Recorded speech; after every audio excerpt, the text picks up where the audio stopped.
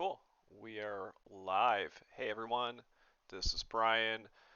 This is the first part of a training vlog series I'm going to put together uh, around my attempt at the Squamish 50/50. Squamish 50/50 is a ultramarathon trail race uh, in Squamish, British Columbia. It is a pretty mountainous region. I have been to BC a few times, and it is really incredible, the mountainscape. But anyways, the 50/50 is a 50-mile race on the Saturday and a 50K race the following Sunday. So it's a 2-day event. Well, it can be a 2-day event. You can do either event separately as well, but I am signed up for the 50/50, and this is going to be my chronicling of the training camp going into the race, sharing thoughts, things that go wrong. Inevitably, things will go wrong. Um, what goes well, and hey, an opportunity to see what other people in the ultra community are also doing. Um, so, yeah, why did I choose this particular race? Well, I've been running for this will be my fourth year, and last year was my first attempt at trying to go for a 100-miler. I did another race in British Columbia called the Sinister Seven, and some bad stuff happened. I didn't finish, and we learned from the training camp. So what do what are we going to be covering with this is the actual training camp, um, things that are going well, things that I'm finding useful, gear, nutrition, and really kind of talking about the experience of being a new runner without, a childhood of running and some of those experiences, even getting into ultras on very little of a running background's had some unique challenges. But yeah, this is going to help me stay accountable, hopefully, and just be another reason to kind of keep on pushing the miles. So the training plan itself, you can see the dates August 19th, the 20th. It's a 28-week training plan, and I'm hoping to make these videos like one per week. I'm slightly late on this first one, ironically, but I'm going to do it at the tail end of each week and just kind of talk about how it went and everything like that. So there's some context on particular episodes. Maybe I'll dig into little pieces like pieces of gear, shoes, nutrition, stretching. Uh, I do a pretty big component around weight training as well. Maybe sharing some things there, maybe some training footage if that's interesting. I'm trying to keep things pretty free form here and just kind of see what makes sense. So, how did week one go? Well, week one, I had 40 kilometers uh, kind of cataloged for the week, and we were able to make it. I hadn't done a run for quite a few months. I've been mainly on the road bike and in the weight room. So it'd been about almost late September, I believe, was the last time I had a run. So this first week was rougher than I was hoping. So we started it off with a base building run.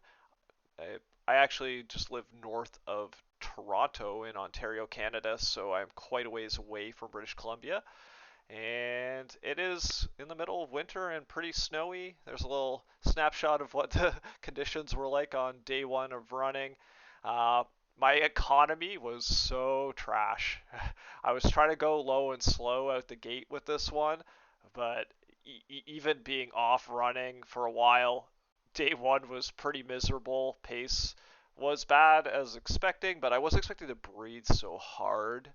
Um, Day two was a speed session, and it was pretty hot, pretty wet, overdressed. You could see kind of some of the liquids and whatnot on the road, uh, and it went a little bit better than day one, but still a little bit off. And then the following day we had some ice rain and a ton of other water.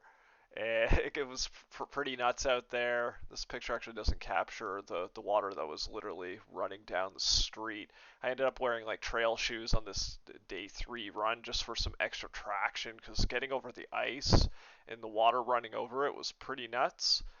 Then we had a small break, and then we hopped into like the Saturday Sunday Wombo combo, which Saturdays and Sundays are going to be always kind of back to back runs. We're starting pretty low, but these are going to get pretty crazy, you know, by about the halfway mark of the training camp. But it was just an easy 8 miler to start things off. And this one went well. Conditions were nice. It was cool to kind of see the water. I haven't been down there too much, being inside cycling most of the winter time up to this point. And then followed up with the second day, which was a time-based low slow day. This was the nicest run of the week in terms of weather. It was nice and clear, everything was stable, and it was cool to get through. I felt strength throughout the first 5 runs. By the time I hit the end of the week, I felt like my body was responding, being like, hey, you're back in the game.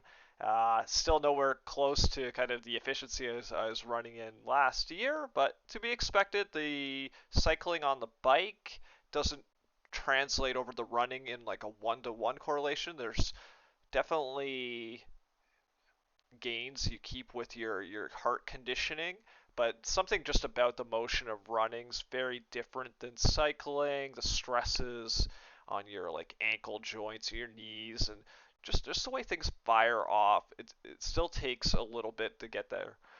So that is kind of how week 1 went. The weight sessions were a bit of a hit or miss. Essentially, I was able to do mostly upper body work with 4 weight sessions in the first week as well. I wasn't able to get a leg session in, and it was problematic because my legs were so toast just coming back and getting used to running again. Uh, the idea of doing like a nice heavy squat or heavy set of squats rather just seemed off the record. So I decided to uh, move the heavy leg session to the Mondays and have it later in the day to try to facilitate kind of keeping things spaced out. One of the hardest things I've found is having that heavyweight session for your legs in a position where it doesn't mess up your long run, but still leaves you with enough in the tank for the rest of the mileage. So hopefully we can do better heading into week 2. The week 2 mileage is essentially the same as week 1, and then week 3 will step up, and then week 4 will fall back. And this is really just kind of the first 4 weeks are really centered around just kind of getting back into running shape before we get too aggressive with increases, but this is what the plan's looking like currently.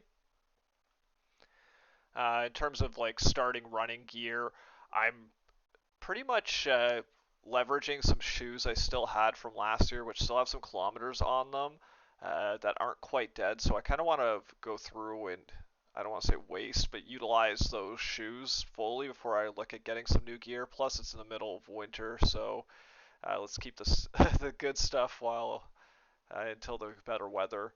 So I have a pair of Hoka ones. I'm having the rotation, a pair of Nike React 2 fly nets.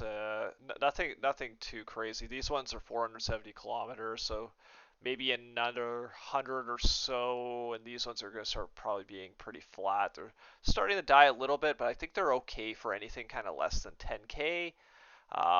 Trail shoes are in great shape, but I don't really want to waste them on pavement unless the conditions are terrible. And that's kind of what the shoe repertoire is looking like. Yeah, so exciting week 1 in, and I will touch back on week 2 and see, do things keep progressing as well, or are we in for a long 28 weeks? We'll see. Uh, but yeah, did you find this interesting? Are you an ultra runner? Feel free to follow me on Strava if you want. I'll follow back. It's always interesting to meet people that are into the sport. I personally don't know anybody around that does this crazy stuff, so hey, let me know your story, and maybe you're on the grind right now training for something over the next couple of months and it sucks too. So uh, feel free to drop comments, and yeah, I will catch you on the next vlog.